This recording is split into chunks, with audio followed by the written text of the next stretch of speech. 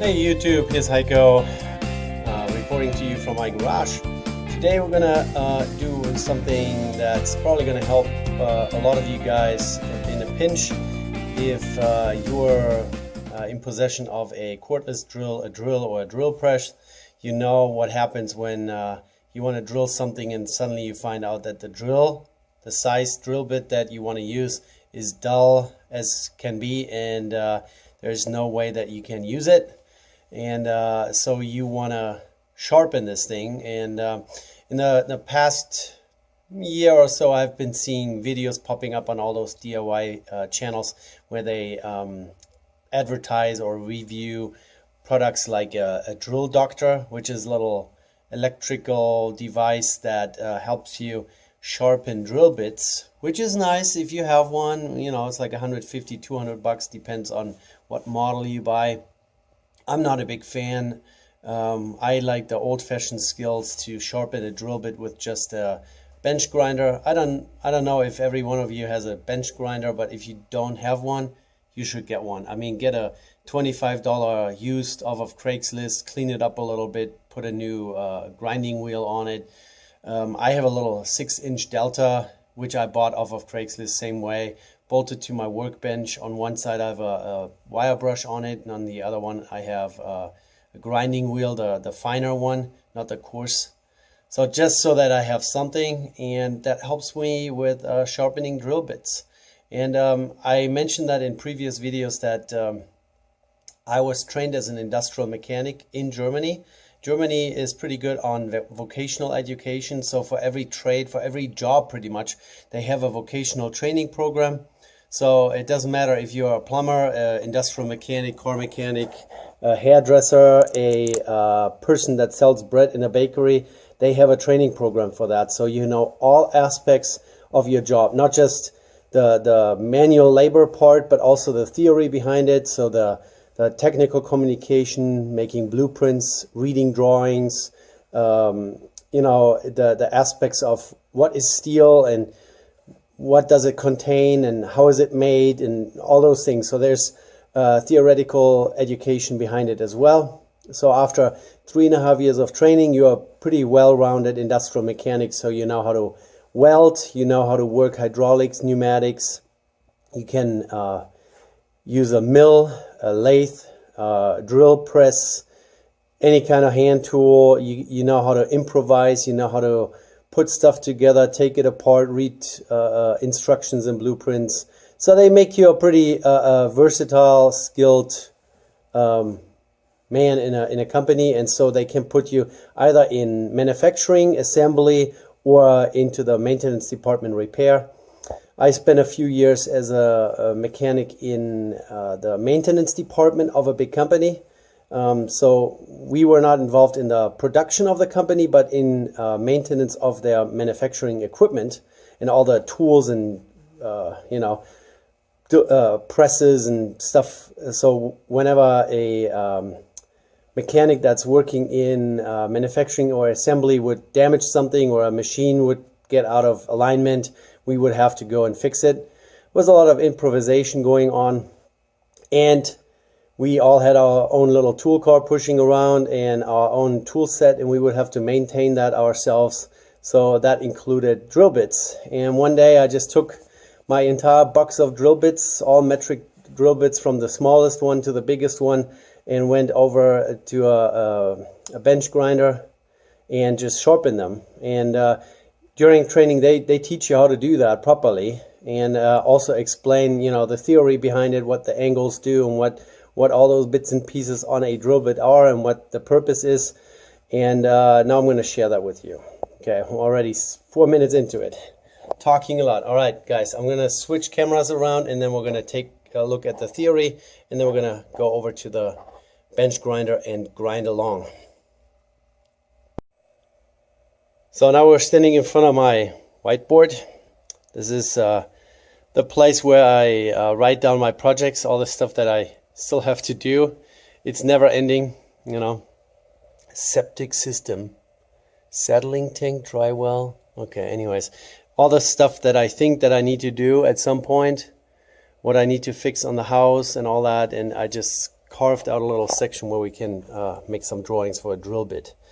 So I hope you recognize this. This is a drill bit hand drawing by Heiko. This is the tip of the drill bit, and this just shows the angle of a drill bit. So on a drill bit, on a standard normal HSS drill bit, you have two cutting edges and then this little angle piece here. It's called the chisel edge. That's actually the part that makes it hard to drill. This doesn't cut anything. This is just the piece that centers in your center punch, and this really resists the cutting aspect. So when you sharpen a drill bit, you always want to create an angle of this chisel edge to keep it as short as possible. So when you sharpen the cutting edge, which is actually removing the material while drilling, you want to the angle of the relief edge, so the angle of the back side of the cutting edge, this part dictates what angle this chisel edge is going to be. Don't know how to speak here today. And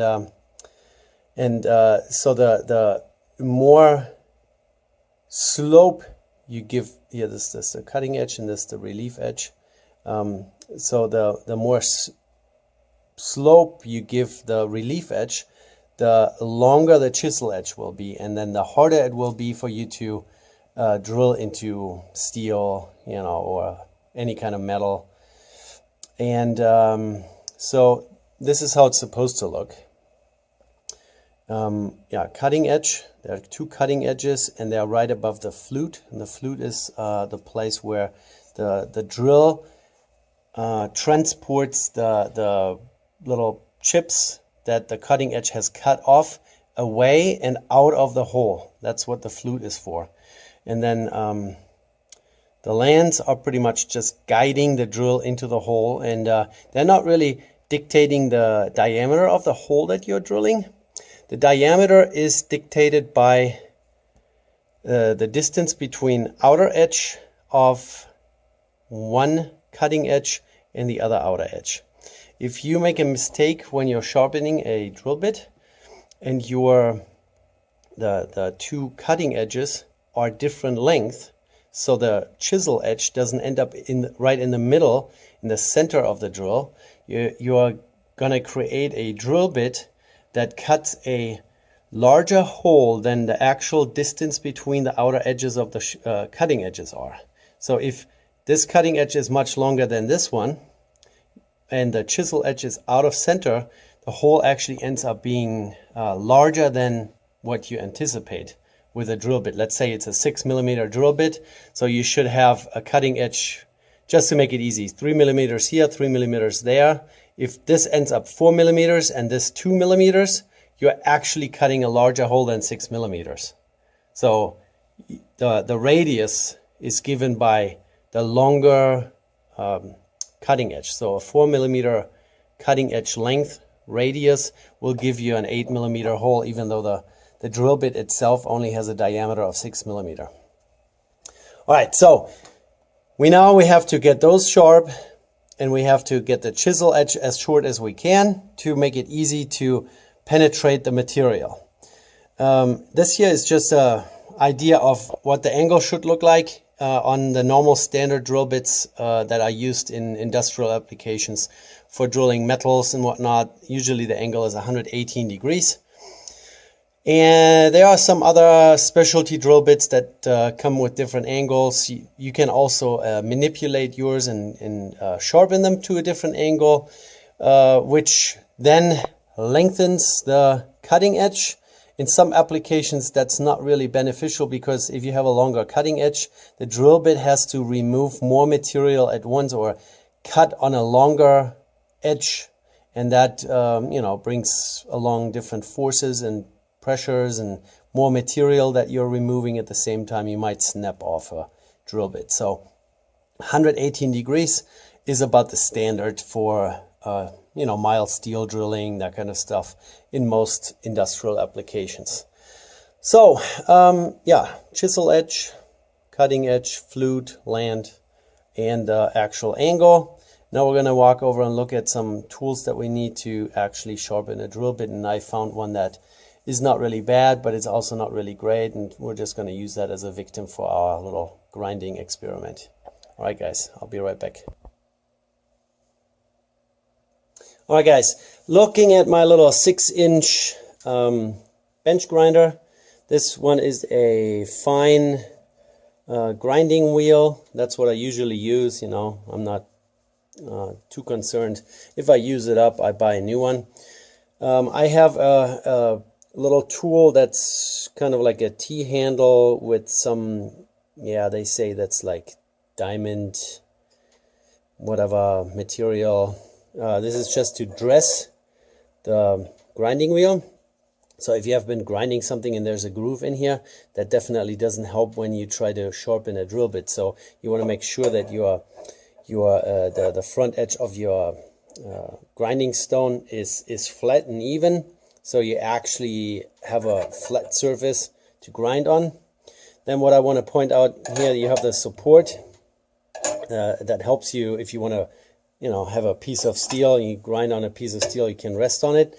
Actually has this funny little groove here, and that just happened to be at half of 118 degrees. So that would be what, 59 degrees. So this from straight into the grinding wheel to this groove is 59 degrees. So a total of 118 degrees then. That's actually what the angle of a normal drill bit should be. So here's our drill bit victim. Focus. Some people put a hand behind it. Let's see if that helps. Okay, so yeah, you can see the far outer edge of my cutting edge there is a little worn. That's really the most important section of the cutting edge, because that kind of, you know, makes it a clean hole that you're drilling, and we're gonna fix this. I have a cheap little protractor from, I guess it's Hazard and Fraud, Harbor Freight. Hello, focus. It doesn't want to focus on things that are close. This angle up here, this angle is the angle that you need to check if you're actually grinding your drill in the right angle. See that? So this you can use to check your angle. And if we turn this around, here's a little like units of measure. I don't even know if it's in millimeters. Doesn't look like, yeah, it could be millimeters. See, if you have a really big drill bit, like let's say we have a 1/2 inch drill bit, you can actually put the cutting edge up onto this, and then see this here says it's about between 6 and 7. And then you turn the drill bit around and measure the length of the other cutting edge, so you can check if both cutting edges are the same length. With this little protractor, probably was $3 from Harbor Freight. You know, it's not supposed to give you exactly a measurement, but you can compare one side of the drill bit to the other cutting edge and make sure they are both the same length. And then it also gives you the perfect angle. Can you see that my cutting edge here on this unmolested drill bit is perfectly aligning with a 118 degree gauge? So, and now we're going to focus on how we sharpen this. Don't forget your safety glasses. Every time you work on a bench grinder, angle grinder, whatever, you want to wear some safety glasses. I don't know how we're going to film this here. Let me see. I really need to get a better tripod. So you guys are sitting on top of a bar stool now. It's really impressive. So I just wanted to give you a really good look. So you see the surface of my grinding wheel. It's flat and straight, more or less. I dressed it before I wanted to make this video here. Now you see one of the cutting edges here that I'm just going to line up with the surface of the grinding wheel. So you want to touch the cutting edge, and then as you see, I hold it with my right index finger and my thumb, and with my left hand I'm not turning the drill. I really want to have the cutting edge more or less in a horizontal plane, parallel to the cutting edge. So then I'm going to touch the grinding wheel and just lower the rear end of the drill bit while it's resting on my index finger, just like that. So by doing so, I'm creating, I don't know if you can see that here. Oh yeah, you can. So here's the cutting edge, and this is the relief. And you have to, you know, to have a sharp edge that actually cuts material, this has to slope down a little bit. And with touching the grinding wheel with a cutting edge and then doing this little lift, or no, actually you're lowering the rear, the back end here. Let me zoom out a little bit. That was zoom in. Here we go. So like this, and you're lowering the rear of the drill bit, that end. You're creating this relief edge, and you're grinding away a little bit of material back there. You don't want to do this too much to go crazy, because if you look at the drill, this surface here runs into the other cutting edge. So you're grinding this edge and you're sloping this away, and you're grinding into the other cutting edge. So you get this cutting edge really sharp, which if you make it too sharp of an edge, it will just wear faster. Then you, with the sloping here in the back, you are also manipulating the chisel edge in the middle, so this gets flatter and flatter of an angle, and you're grinding into the cutting edge. I will demonstrate that now. Okay, let's stop talking, let's start grinding. As I mentioned, this groove here kind of gives you an idea in which direction to hold your drill here. Let's show this from above. See, my cutting edge is pretty much parallel to the grinding wheel, and this little groove down here, which I'm not really using, but as a reference guide, it kind of helps you a little bit. Okay, so let's turn this on.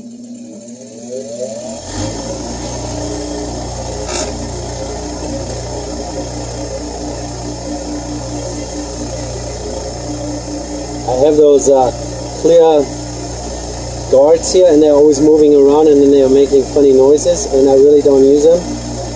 So maybe one day I'm going to take them off, but not right now. Alright, so grinding, first cutting edge. So you're just ever so slightly touching the grinding wheel, and then you lower the rear end of the drill bit, like so.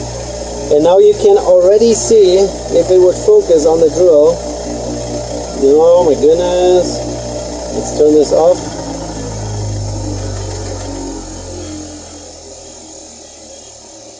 That my cutting edge is pretty clean, and my relief edge is getting shiny. That means we're removing material. And as you can see, I've only done one cutting edge so far, that the other one is getting shorter, because you're removing material on this side and you haven't removed anything on that side. That's where the protractor comes into play, where you can check if your cutting edges are the same length. Now I'm going to overdo it, and I'm going to make this too sloped of a relief edge. My goodness, the focusing is really terrible. I will, let's zoom in a little bit. Zoom. So cutting edge, getting there. There's still a couple nicks here, sloping down. If you slope this down too much, the chisel edge angle is going to change, and we're going to remove a lot of material over here. But just for the sake of showing you guys, I will do this. Okay, hold on.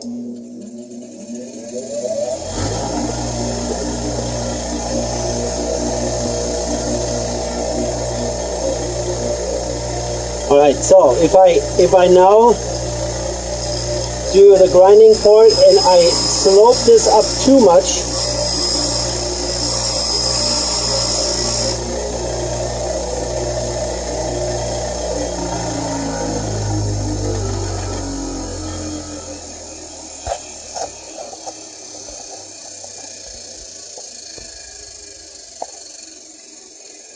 So pretty much did the same thing. Cutting edge is okay, and slope this down much further than it was before. Yeah, just to compare, I will show you the other side. So this is what it looked like before. This is what it looked like before I started messing around with it. Roughly the angle. And now we're looking at this here. And by doing that, we're changing the angle of the chisel edge. So now I'm going to try to fix this, and you guys just keep watching, and then we're going to look at the final result here. Okay, here we go. Alright, instead of keep going on the one that I have been working on, I'm switching over to the other side to kind of even out the length of the cutting edge.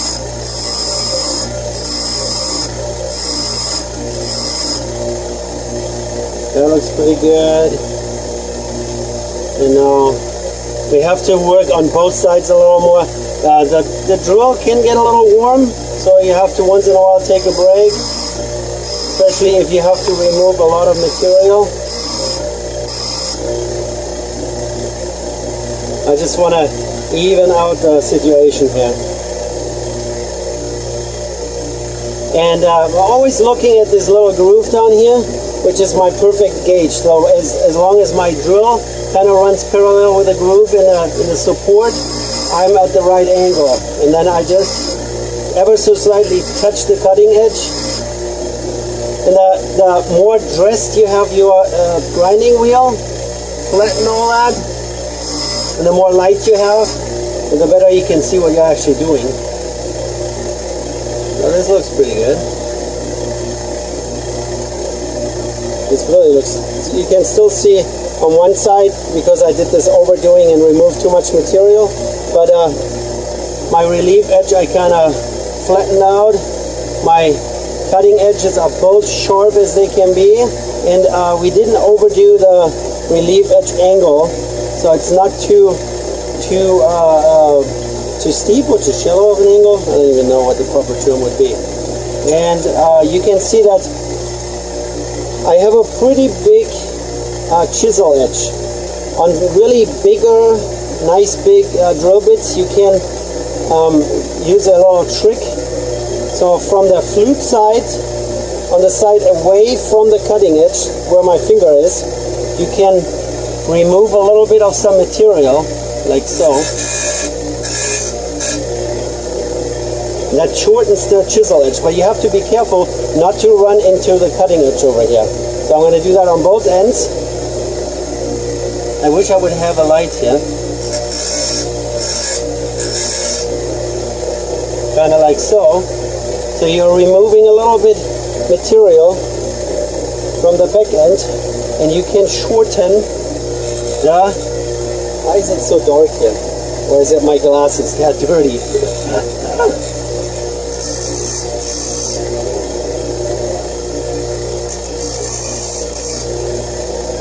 Like so. See how fine of a chisel edge I have left? So, and now to check your work, you take your little protractor. Yeah, I know, my English is terrible. And you hold it against your freshly sharpened drill bit. Make sure you have the right angle, so the tip of my chisel edge is still between 6 and 7. Turn it around. Maybe we're a little off. So the shorter side, the shorter edge, you have to grind a little more to make it longer. So if you have the shorter side, you want to remove a little bit more material here. That makes this one longer and the other one shorter. Okay? So we're going to do that real quick. Again, lining up with the groove and the support, making sure my cutting edge is more or less horizontal in a horizontal plane and parallel to my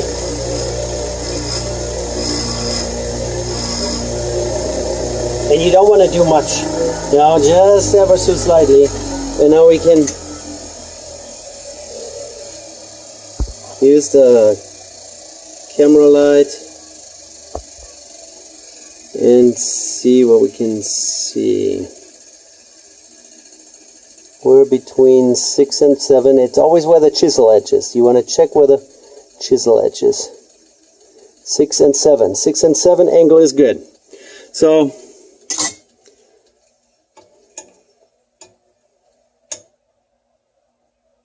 I wish it would just focus on it.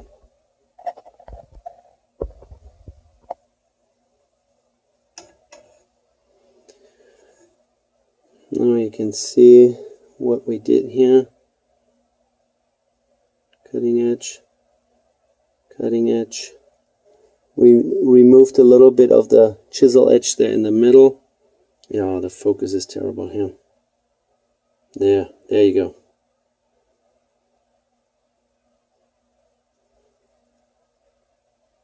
More or less, you know, it's hand shortened. As long as you get the angles about right and you have a sharp cutting edge, this drill bit will work. And why don't we just try this for now? Here's my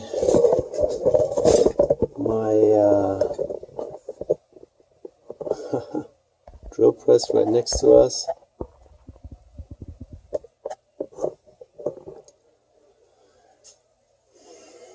Let's get a piece of sacrificial lamb here.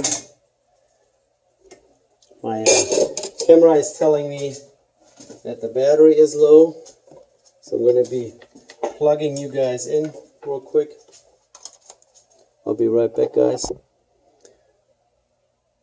Alright, now we're looking at my little Ryobi drill press, and we have our freshly sharpened drill bit in here, and I center punched a piece of steel.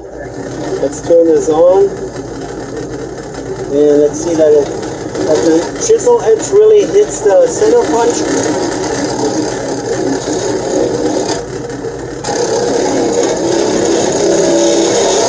This might be a little fast for this drill. Let's do one step slower. One step slower is that one here. So I'm just changing the belts real quick. Or the belt setting up here. Pretty simple, pretty easy, pretty fast. There we go. A little slower.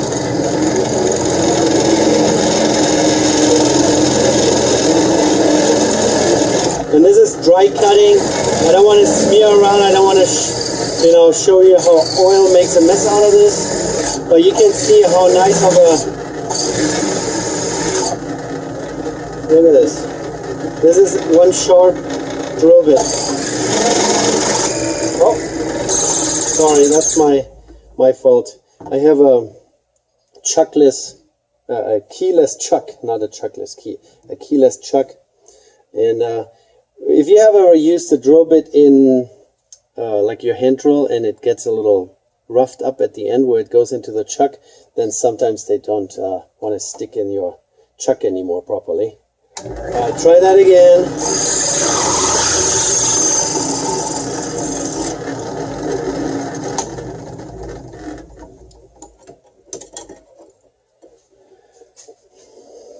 This is one nice round looking, not messed up hole. Even the burr at the very end is very minimal. It had like really nice shavings coming off. Now I would have to measure if my cutting edges actually, so here my trusty Metutoyo made in Japan, all in metric only. That's what I use. I didn't want to show you my last name, but my last name engraved on it back when I was working as a mechanic. You always had to mark your tools or else someone else would run away with it. Alright, let's see where we're at. It's showing me 9.5 5 millimeters, 9.5 millimeters. And now we're going to grab the drill and measure that as well. And we're right at 9.5 millimeters. So we're pretty much dead on. So you can see the bigger your drill bit is, the bigger the diameter of your drill bit is, the larger the chisel edge is, the harder it is to actually drill into a piece of steel without having a pilot hole. So if you have a really big drill bit, it's always a good idea to use a smaller drill bit to drill a pilot hole, because then the pilot hole takes care of the center of your hole that you want to drill with this larger drill bit, so that the chisel edge doesn't have to, you know, grind on the surface of the steel there. So if you really have like a inch diameter, or even a half inch, like a 12 millimeter drill bit, you probably want to pre-drill with a 5 or 6 millimeter drill bit, just to take the material away and make it easier for the drill to enter into the steel. But yeah, the cutting edges are sharp, the relief edges are equal angle. Like I said, you just barely, ever so slightly touch the grinding wheel and then rock it just ever so slightly, just to remove a little bit material behind the cutting edge. And then you always look at the length of the two cutting edges and the angle of the chisel edge. That's the whole trick. So now I'm going to stop talking and leave you to it. You guys experiment with this a little bit. You will figure it out. Take the old bad drill bits that you haven't been using and just practice. The smaller ones are always harder. The smaller ones, because the cutting edge is shorter, much shorter. They are tiny in your hand. Every little bit of movement that you make when you're rocking along the grinding wheel is going to make huge changes in the shape of this drill bit. The bigger they are, the easier it is to sharpen them. This here is kind of like mediocre, 9 millimeter or 9.5 millimeters, or whatever that is in inches. This here is actually a 3/8. So a 3/8 drill is, I want to say, is kind of in the middle. The bigger they are, the easier to sharpen. All right, guys, try it out. Give it a try. Give me some comments. I bet there is going to be some, oh, you should have done that. You should have done that. This works for me. This is what I've done at my workplace. I've, sharpened boxes full of drill bits that way. Of course, you can take more time.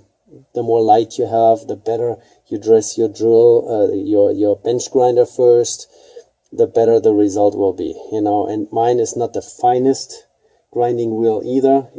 The finer you have it, the less grinding marks you're going to have here on the surface. So just try it out. Give it a try. You don't have to buy a $200